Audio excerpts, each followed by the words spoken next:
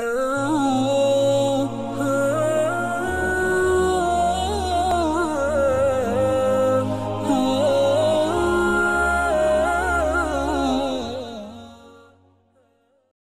و نصلی علی رسولہ الکریم، اما بعد۔ میرے بھائی اور دوستو، آج ایک التجا کرنی ہے ساتھیوں سے کہ ہمارے وطن عزیز میں ایک نعرہ لگا ہے، میرا جسم میری مرضی۔ میرے عزیزو، میرا جسم میری مرضی میں جو مارچ کیا جاتا ہے صورتوں میں، ٹوٹل 1 یا 2% حقیقت میں اس نعرے کو سمجھتی ہے، باقی بھولی بالی غلط بریف کر کے، غلط تربیت کر کے وہاں پہنچا دیا جاتا ہے۔ آپ تجربہ کر کے دیکھ لیں، میرے جسم میری مرضی میں جتنی ہماری بھولی بالی بہنیں استعمال ہو جاتی ہیں، انہیں پتہ ہی نہیں ہوتا ہم کس لیے استعمال ہو رہی ہیں۔ میرا ایک زاویہ نگاہ الگ ہے کہ جو لوگ میرا جسم میری مرضی کے نعرے لگا کر عورت کو غلط گمراہ کر سکتے ہیں، ہم انہی بہنوں کو صحیح تربیت دے کے صحیح راستے پر بھی ڈال سکتے ہیں، لیکن خلیج پیدا کر کے ان کو اچھوت بنا دیا جاتا ہے، ہماری بہنوں کو نفرت کا نشان بنا دیا جاتا ہے، بلکہ عبرت کا ایک نشان بنا کر ان کو ہمیشہ تانا دیا جاتا ہے۔ میرے عزیزو، یہ تانا اللہ کو پسند نہیں ہے۔ میں کہتا ہوں، دیکھیں، اس میں سے جب ایک شخص تربیت کر کے، ہم بچوں کی تربیت کرتے ہیں، اسکول کے عادی بنا دیتے ہیں، بچوں کی تربیت کرتے ہیں، ڈپلوما ہولڈر بنا دیتے ہیں، بچوں کی تربیت کرتے ہیں، کالج جانے کا عادی بنا دیتے ہیں، بچے کپڑے نہیں پہننا چاہتے، تربیت کر کے کپڑے پہننے کا عادی بنا دیتے ہیں، بچے بات چیزیں نہیں کھاتے، تربیت کر کے ان کو کر دیتے ہیں۔ جب یہ تربیت کر کے ہم اچھائی پر لا سکتے ہیں، تو یہی جب بڑی بچیاں ہو جائیں، تربیت کر کے نیکی پر نہیں لا سکتے، ان کو سمجھا سکتے ہیں، لیکن یہ خلیج پیدا کی جا رہی ہے معاشرے میں کہ ایک طرف وہ گمراہ طبقہ ہے جو ہمارے بہنوں کو غلط استعمال کرتا ہے، غلط بریف کرتا ہے، ابھارتے ہیں، ان کو برانگیختہ کرتا ہے، معاشرے سے مشرق کی روایت کے خلاف قدم اٹھواتا ہے اور ان کے خلاف استعمال کرتے ہیں۔ ان میں جتنی عورتیں استعمال ہو جاتی ہیں، 1 سے 2% اس حقیقت کو سمجھتی ہیں نعرے کو، ورنہ غلط استعمال ہو جاتی ہے۔ میرا زاویہ نگاہ یہ کہ ہم ان کو بدکار نہ سمجھیں، ہم ان کو گناہگار نہ سمجھیں، خدا کے لیے۔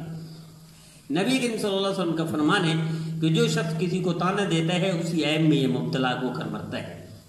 تانا نہ دے اور کسی کو بدکار نہ سمجھے، یہ تو واضح حدیث ہے نبی کریم صلی اللہ علیہ وسلم کی۔ ایک شخص نیک آدمی تھا، اس کے سامنے کسی کا ذکر کیا کسی نے، تو اس نے کہا فلاں تو جہنمی ہے، جو کو گناہگار بھی تھا، بیچارہ بدکار بھی تھا، گناہگار بھی تھا، وغیرہ وغیرہ۔ جیسے ہی اس نے کہا جہنمی، اللہ کی رحمت کو جوش ہے، اللہ نے وقت کے نبی پر وحی اتاری، یہ جو کہہ رہے جہنمی ہے، میں نے اسی کو جاننا میں ڈال دیا، اس کو معاف کر دیا۔ تو میرے عزیزو، کیوں تانا دے کر ہم اپنی بہنوں کو گمراہ کہتے ہیں؟ میرے عزیزو، ایک غلطی یہ بچپن سے، جو دوپٹہ نہیں لیتی، غلطی بچپن سے والدین کی ہوتی ہے، لباس غلط پہنتی ہیں، بچپن سے والدین کرتے ہیں۔ یہ تو بڑی ہو کر معاشرے میں، جاوید چودھری لکھتا ہے کالم نویس، اس نے کہا یہاں کراچی کی بات کی ہے، پاکستان کی بات کی ہے، کالجوں میں جو قریب البلوغ اور بالغ لڑکیاں ہوتی ہیں، ان کے خلاف ایک گھیرا تنگ کیا جاتا ہے، ان کو غلط پٹڑی پر لگائے جاتے ہیں، ان کو بڑے بڑے انعام دیے جاتے ہیں، یعنی تحفے دیے جاتے ہیں، ان کو ایسا ایسا مائل کیا جاتا ہے، کپڑے اچھے اچھے سوٹ دیے جاتے ہیں، اچھے اچھے موبائل دیے جاتے ہیں، اچھے اچھے تحفے دیے جاتے ہیں، اچھے اچھے پرفیوم دیے جاتے ہیں، پھر ان کو ہوٹل پر کھانے کی دعوت دی جاتی ہے، پھر ان کو اپنے مقام پر لے جاتے ہیں، یہاں تک کہ وہ گمراہی کی طرف لے جاتے ہیں اور زنا کی طرف لے جاتے ہیں۔ جاوید چودھری کالم نویس پاکستان کا نامور کالم نویسوں میں ایک شامل، اس نے ایک کالم لکھا۔ جب میں کہتا ہوں، جب یہ غلط لوگ اتنا لمبی محنت غلط تربیت کر کے میرا جسم میری مرضی پر لے جاتے ہیں، تو ہم دیندار لوگ یا ہمارے معاشرے کے والدین جن کے بچے جوان ہیں، وہ یہ تربیت نہیں کر سکتے کہ بچی یہ تباہی کی طرف ہے۔ دیکھیں، میں کہا کرتا ہوں، جو بچی ایک جہاد میں 600 بندہ کو کھانا دے سکتی ہے، کھانا گرم کر سکتی ہے، وہ گھر میں اپنے شوہر اور 2 بچوں کا کھانا گرم نہیں کر سکتی ہے، تربیت کی کمی ہے۔ جو بچی ایک 60 بندوں کا کوچ میں 50 60 45 اتنے بندے ہوتے ہیں، ان کا کھانا گرم کر کے ان کو پیش کر سکتی ہے، وہ گھر میں 3 بندوں کا کھانا گرم کر کے پیش نہیں کر سکتی۔ کھانا گرم نہیں کروں گی، بستر گرم نہیں کروں گی، میرا جسم میری مرضی، یہ ہماری غلطی ہے۔ ہمارے معاشرہ بھی اس میں غلطی کا کردار ادا کر رہے ہیں، یہ نفرت کرتا ہے اور ان کو بدکار سمجھتا ہے، ان کو جہنمی سمجھتا ہے، ان کو گنہگار سمجھتا ہے، اپنے آپ کو پرہیزگار سمجھتا ہے، تو یہاں خلیج پیدا ہو جاتی ہے، وہ مزید متنفر ہو جاتی ہے ہماری بہن۔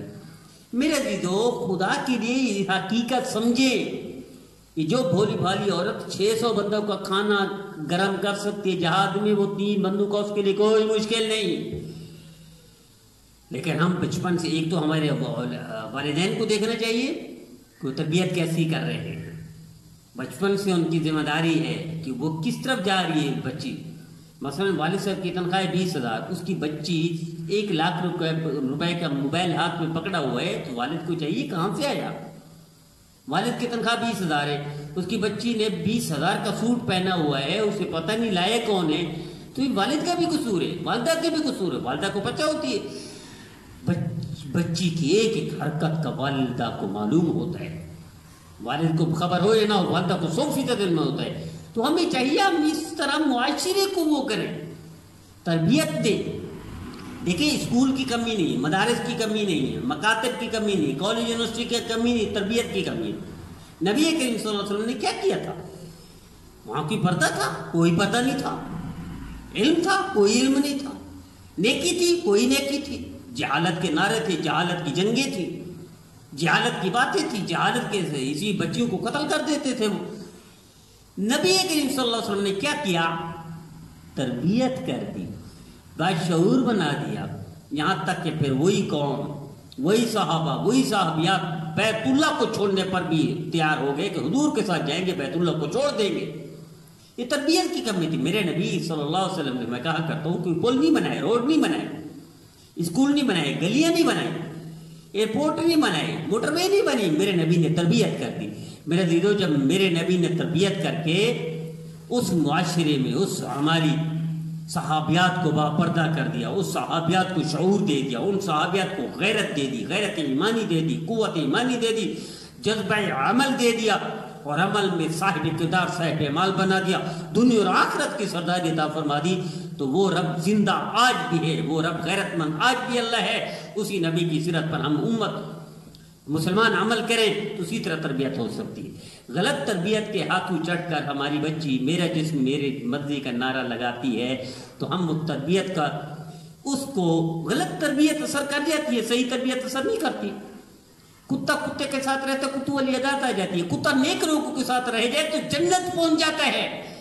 جب یہ بدکار عورت، اگر آپ کے بقول بدکار نہیں کہنا چاہیے، میں بالکل خلاف ہوں اس کے، میرا جسم میری مرضی لگانے سے کیا عورت بدکار ہو جاتی ہے؟ خدا کے لیے نہ کہیں بدکار اس کو، صرف تربیت کی کمی ہو جاتی ہے، شعور کی کمی ہو جاتی ہے، علم کی کمی ہے، کم علمی، ناقص فہمی کی بنا پر ہماری بہنوں کو بدکردار نہ کہیں، خدا کے لیے ان کی تربیت کریں۔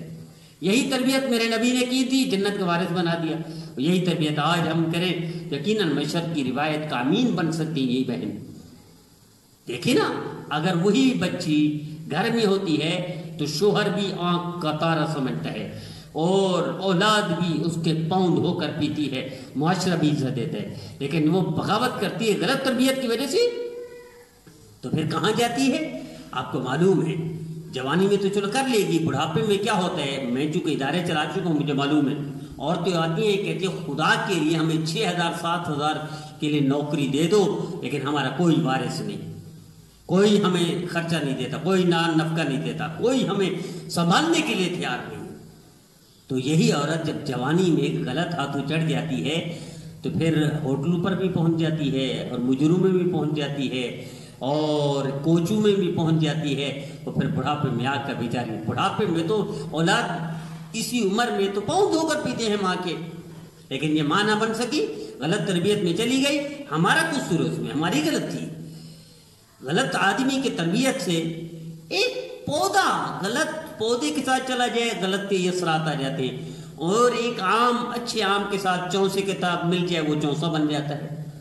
جب آم پر اثر ہوتا ہے، کتے پر اثر ہوتا ہے، گدھے پر اثر ہوتا ہے، نبی کریم صلی اللہ علیہ وسلم نے نہیں فرمایا بکری کے ساتھ کوئی رہے گا عاجزی ہے، اونٹوں کے ساتھ رہے گا تکبر رہے گا، جب گھوڑوں اور گدھوں کا بکریوں کا اثر ہے تو اللہ والوں کا، نیک لوگوں کا اثر نہیں، والدین کا اثر نہیں ہے۔ آئیے میری التجا ہے، میرا جسم میرے مرضی پر ان سے نفرت نہ کرے، ان کو جہنمی نہ کرے، ان کو بدکردار نہ کہیں، خدا کے لیے زاویہ نگاہ تبدیل کر کے ان کی تربیت کر دیں، اللہ انہی کو جنت کا وارث بنا۔